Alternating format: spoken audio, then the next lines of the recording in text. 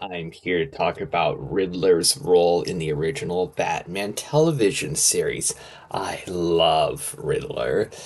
Uh, Riddler's one of my favorite villains of all time, and a lot of that has to do with him in the original 1960s Batman television series. He was great in that show. He's one of the big four villains of the television series and the movie. And he was the first villain that appeared in the show, the villain of that first two-parter. And he appeared a lot in the first season, appeared the most of the villains in the first season, which was great. Frank Gorshin, a huge scene-stealing performance from Frank Gorshin. I love Frank Gorshin as Riddler. He is hilarious. He's a scene stealer. He is great. One of the greatest actors of his generation. Huge scene stealer. Love his comedic interactions, how energetic he was, how much fun he was having. One of the most entertaining villains to watch. And they got a lot of use out of the Riddler.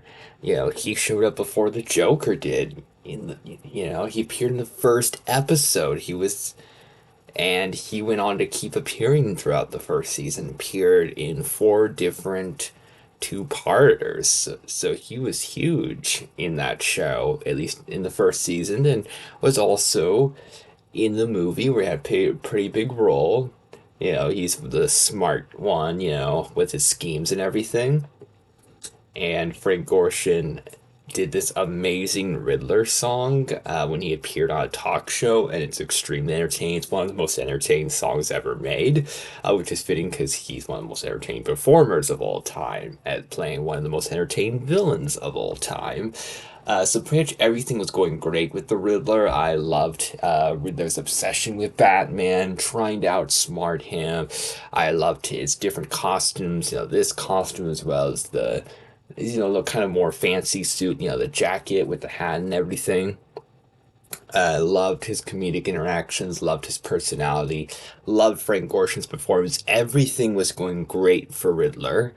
Um, Unfortunately, Frank Gorshin did not come back for the second season.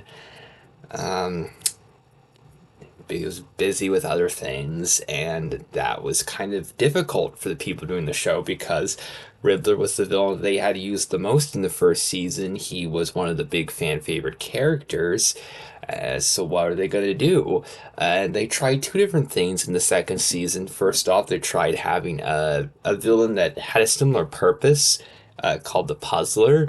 And a lot of people don't like the Puzzler because they think he's just like a lesser version of the Riddler. I did really enjoy the Puzzler. Maurice Evans' performance was very entertaining. I thought he kind of had this more sophisticated, fancy take on for a villain, and so it was like a different performance.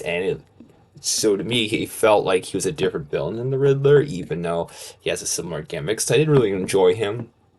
The other thing they did was actually trying to recast Frank Gorshin as the Riddler, and they got John Astin, who was Gomez Adams in the original Adams Family series, and John Astin is amazing in the Adams Family, a great performer, and he was a good Riddler. It's just really hard to live up to what Frank Gorshin did.